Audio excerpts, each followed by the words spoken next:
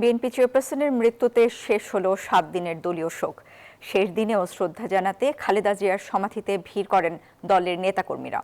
স্মৃতিচারণ করে দলটির স্থায়ী কমিটির সদস্য ডক্টর মঈন খান জানান, বেগম জিয়ার রাজনৈতিক জীবন এতটা মসৃণ ছিল না।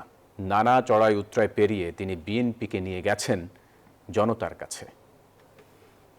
মাটি মানুষই আমার সবকিছু, কাজে আমি দেশের বাইরে যাব না। জিয়া উদ্যানে স্বামীর সমাধির পাশেই শায়িত বিএনপি চেয়ারপারসন খালেদা জিয়া। দেশের বাহিরে তার কোনো ঠিকানা নেই। মৃত্যুর পরও অটুট থাকলো তার এই বক্তব্য। দেশের বাইরে আমার কোনো ঠিকানা নেই, এটাই হলো আমার ঠিকানা। খালেদা জিয়ার মৃত্যুতে দলীয় শোকের শেষ দিনেও শ্রদ্ধা জানাতে সমাধিসৌধে ভিড় করেন বিএনপি নেতাকর্মীরা।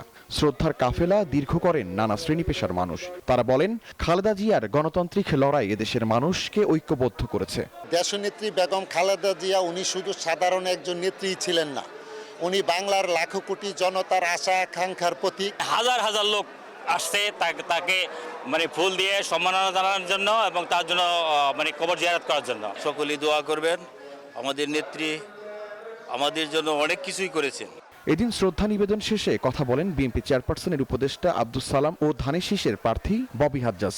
আজকে স্বাধীনতাকে সুরক্ষিত করতে হলে বিএনপি ছাড়া, যেমন দেশনায়ক তারেক রহমান ছাড়া কোনো বিকল্প নাই। সকল ষড়যন্ত্রের হাত চুরমার করে ভেঙে দেবার জন্য আমরা এখন একত্রিত। আগামী নির্বাচনে এই সমাগম মাধ্যমে সবাইকে দেখাতে চাচ্ছি এবং আগামীতে সবাই জানবে, সবাই দেখবে যে বাংলাদেশে জাতীয়তাবাদ ধানের শীষের জন্য জনগণের কতখানি ভালোবাসা। আলাদাভাবে শ্রদ্ধা জানানো শেষে সাংবাদিকদের সাথে কথা বলেন বিএনপির 2 স্থায়ী কমিটির সদস্য। তারা বলেন, খালেদা জিয়াকে হারিয়ে বাংলাদেশ অভিভাবক হারিয়েছে। বাংলাদেশের মানুষের অধিকার প্রতিষ্ঠার ইতিহাসে, বাংলাদেশের মানুষের ভোটের অধিকার প্রতিষ্ঠার ইতিহাসে, বাংলাদেশের মানুষের কথা বলার ইতিহাসে একটি অনন্য নাম দেশনেত্রী বেগম খালেদা জিয়া। বেগম খালেদা জিয়ার যে অভাব এই দেশে, এটা কিন্তু আমি বলে শেষ করতে পারবো না। তারা আরো বলেন, আসন্ন নির্বাচনে ধানের শীষে ভোট দিতে মানুষ মুখিয়ে আছে। এ সময় সকল অপশক্তির বিরুদ্ধে নিজেদের ঐক্য সমুন্নত রাখার উপর গুরুত্বারোপ করেন তারা। আমাদেরকে ঐক্যবদ্ধ থাকতে হবে যাতে শান্তিপূর্ণভাবে একটি নির্বাচন অনুষ্ঠিত হয়।